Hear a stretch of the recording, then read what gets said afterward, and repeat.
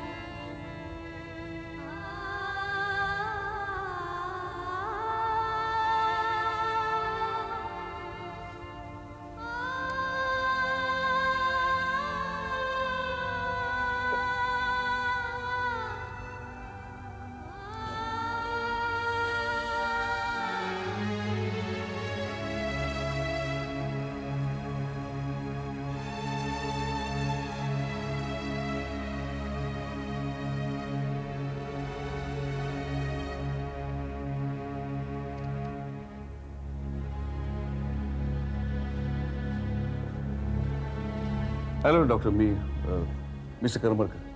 हो, तुम्ही मला इथे थांबायला सांगितलं बाहेर, म्हणून मी इथे. बरं झालं तुम्ही आलात ते. म्हणजे सायलीला आय मीन मिसेस करमरकरांना विश्रांतीची गरज होतीच. हां हां, yes yes, you're right. In fact मीच तिला सांगितलं की तू आता आराम कर, मी आलोय, मी बघतो सगळं काय ते. But doctor, just tell me, how is my child? म्हणजे अजून ती शुद्धीवरती आलेली नाहीये. तुमच्या दृष्टीने असं हे किती दिवस राहू शकतं असं? आणि काही नवीन ट्रीटमेंट वगैरे असेल, काही प्रोसिजर असेल? Money is no problem. Relax relax mister Karmarkar. आता तरी आपल्याला काहीही करायची गरज नाही. म्हणजे जे जे काही आवश्यक होतं ते आपण सगळं केलेलं आहे. पण शेवटी शरीर आहे. एवढ्या जबरदस्त धक्क्यातून सावरायला आपण त्या शरीरालाही थोडासा वेळ द्यायला हवा. Am I right? Yes yes, you're right. मला एवढंच म्हणायचं होतं की मी इथे नसताना सायलीने एकटीने जे काही निर्णय घेतले त्याच्यामध्ये काही उणीव राहिली असेल. उणीव नाही मिस्टर करमरकर, अजिबात नाही. उणीव अजिबात नाही. शी इज अ ब्रेव्ह वुमन. म्हणजे तुमच्यासाठी ती थांबली, पण शेवटी आमच्यावरती विश्वास ठेवून तिने आम्हाला सहकार्य केलं आणि म्हणूनच आज तुमची मुलगी जिवंत आहे. So don't under estimate your wife. Of course not. काय म्हणाला? नाही युअर राईट. कौतुकास्पद आहे. बट टेल मी डॉक्टर, तुमचं खरं खुरं चित्र काय आहे हे मला तुम्ही सांगू शकाल प्लीज? म्हणजे तुमचं एक्सपर्ट्स ओपिनियन काय आहे? प्रोग्नॉसिस. वडील या नात्याने मला ते जाणून घ्यायची इच्छा आहे. म्हणजे मिलीच्या भविष्यामध्ये आम्हाला तशी काळजी घेता येईल ना.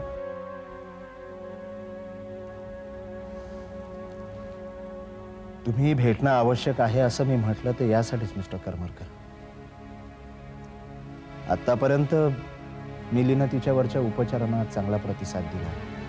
म्हणजे स्लो प्रोसेस आहे पण आहे. पण तरीही आज तिचं शरीर बाहेरच्या उपकरणांच्या आधारावरती आहे. शरीराला स्वतः कार्यरत होता येत नाही. आणि याचं कारण आहे मेंदूला बसलेला धक्का. यू मीन टू से तिच्यामध्ये काही व्यंग आहे? एक मिनिट मिस्टर करमरकर, मी सगळं काही सांगतोच आहे तुम्हाला. I am sorry. ऑपरेशन नंतर मिली अजूनही शुद्धीवर आलेली नाही. तिचे स्कॅन रिपोर्ट्स ऑफकोर्स ऑपरेशन नंतरचे तेही फारशी प्रगती दाखवत नाहीत. ती काही दिवस किंवा कदाचित काही महिनेही बेशुद्ध राहू शकते. डोंट वरी मिस्टर करमरकर, आपण ट्रीटमेंट चालूच ठेवणार आहोत. बाहेरच्या सपोर्ट सिस्टीम्सही आपण चालू ठेवणार आहोत.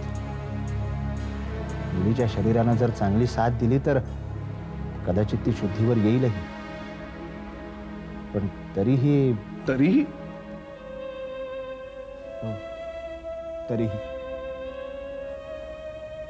तरीही मिली पूर्वीसारखीच नॉर्मल होईल की नाही याबद्दल मी जरा साशंक आहे. आणि खरं सांगायचं झालं तर मिली शुद्धीवर येईल की नाही याबद्दलच मी साशंक आहे. बाहेरचा आधार आहे तोपर्यंत तिचं शरीर जिवंत राहील. पण तेही त्या शरीराची शक्ती असेपर्यंतच.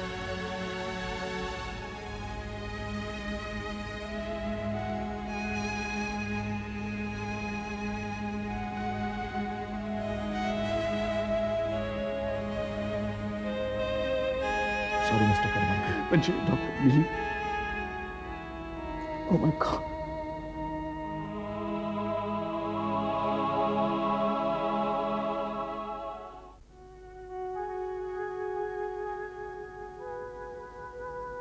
नाही मिली, नाही. मी कोणताही गुन्हा केलेला नसताना तू इतकी मोठी शिक्षा मला नाही देऊ शकत.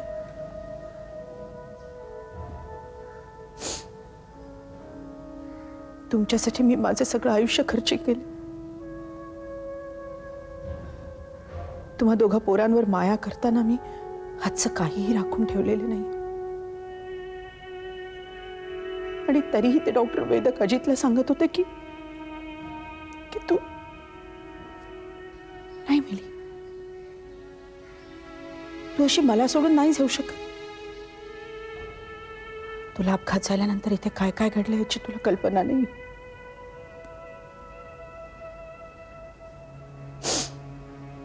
आपण दोघे एकमेकींशी नेहमीच मैत्रिणीसारख्या बोलत आलो, हो ना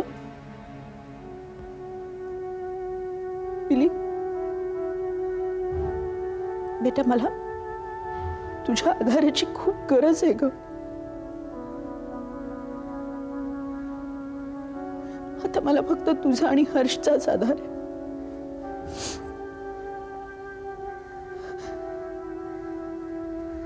मिली,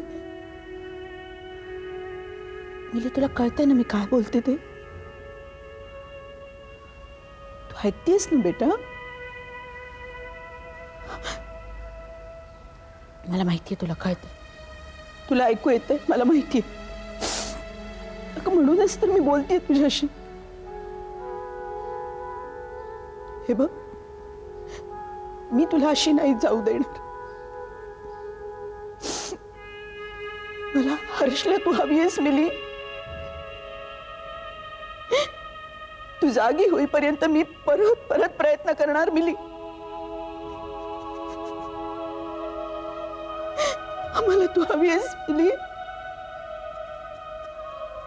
आम्हाला तू हवी आहेस मिली, आम्हाला तू हवी आहेस.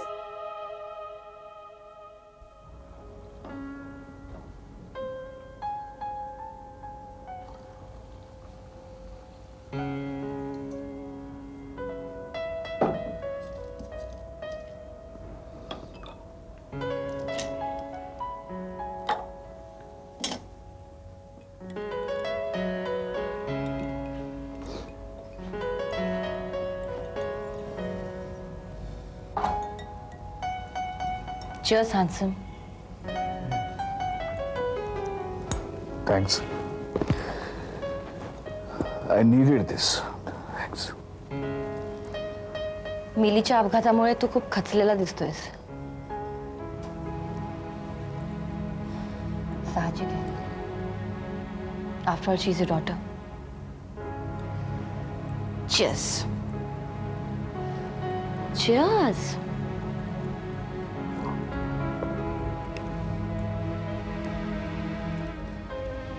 डॉक्टरांच्या म्हणण्याप्रमाणे मिली कोमातून कधीच बाहेर येणार नाही. She was just like a vegetable.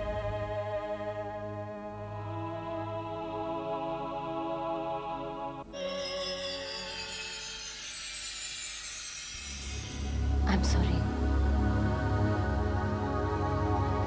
असं व्हायला नको होतं ना.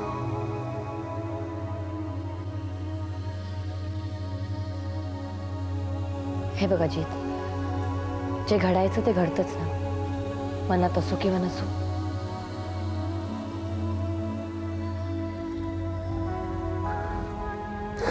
मी या सगळ्या गोष्टींना वैतागलेलो आहे.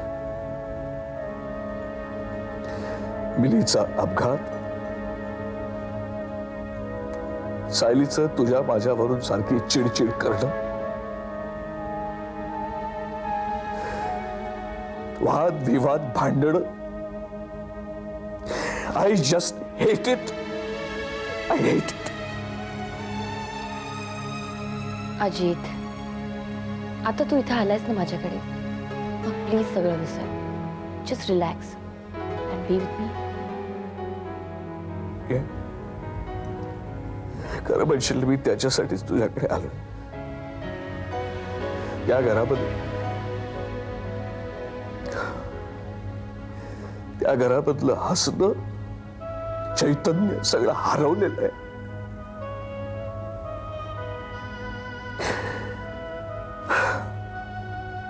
आणि डॉक्टर म्हणतात त्याच्याप्रमाणे खरंच मिली अशीच राहिली काय.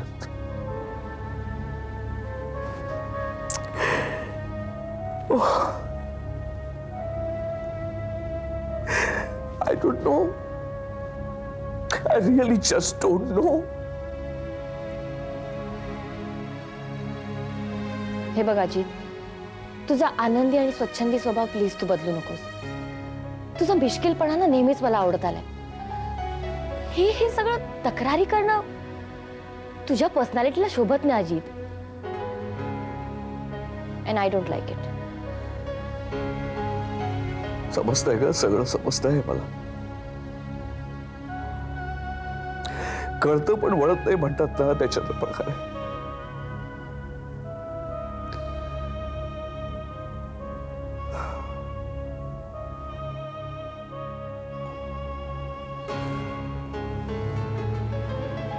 निघालास?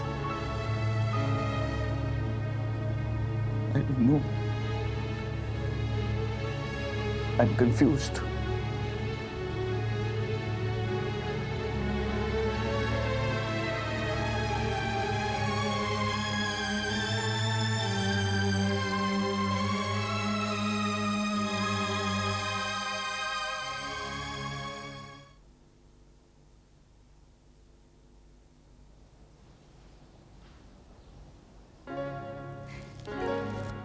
हाय हर्ष, आज तू मला भेटायला.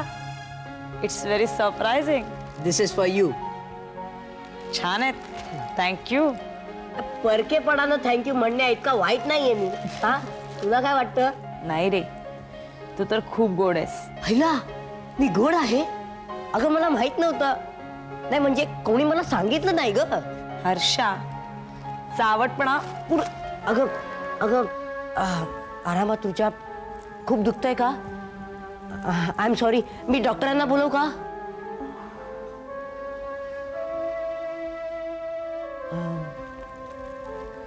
केतन काका कुठे आहेत? कालपासून मला भेटलेच नाहीत. काल जेव्हा मी इथे आलो ना तेव्हा पहिल्यांदा दीदीला पाहिलं मी. नंतर मग मम्मा मला तुझ्याकडे घेऊन आली. पण तू झोपली होतीस म्हणून मग तसाच परत गेलो दीदी जवळ बसायला.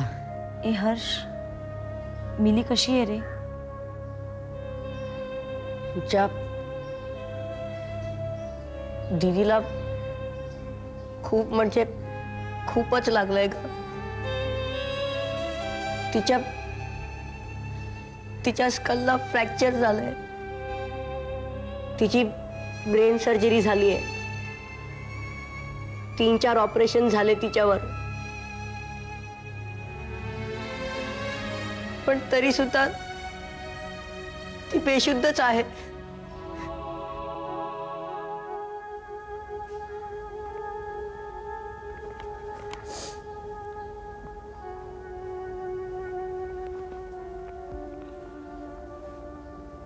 कशी आहे मिली? म्हणजे काल आपली भेटच झाली नाही. काल अजितच भेटला. बराच वेळ डॉक्टर वेदक आणि अजित बोलत बसले होते.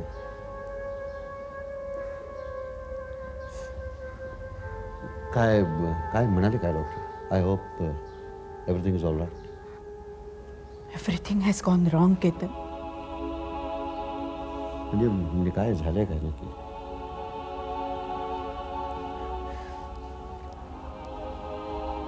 मिली बरी होण्याची शक्यता खूपच कमी. असं कसं होईल? एवढी ऑपरेशन झाली, ताबडतोब उपचार सुरू झाले तिच्यावर. It is just not possible. मला एक सांग, काय म्हणाले काय वेदक? एक्झॅक्टली डॉक्टर वेदक काय? मी विचारू का डॉक्टर वेदक ना? मिली कोमातून बाहेर येण्याची शक्यता जवळजवळ नाहीच. आणि जरी ती आली तरी फक्त एक गोळा म्हणून. नाही तू शांत हो. सायली, आपण काहीतरी करू. मी सारखी तिच्याशी बोलत असते. मला वाटतं की माझ्या बोलण्याला ती प्रतिसाद देईल. माझ्या स्पर्शामुळे तिच्या मनाला चालना मिळेल. मी आणखी काय करू? केतन अजित तर आमच्यापासून दूर चाललंय.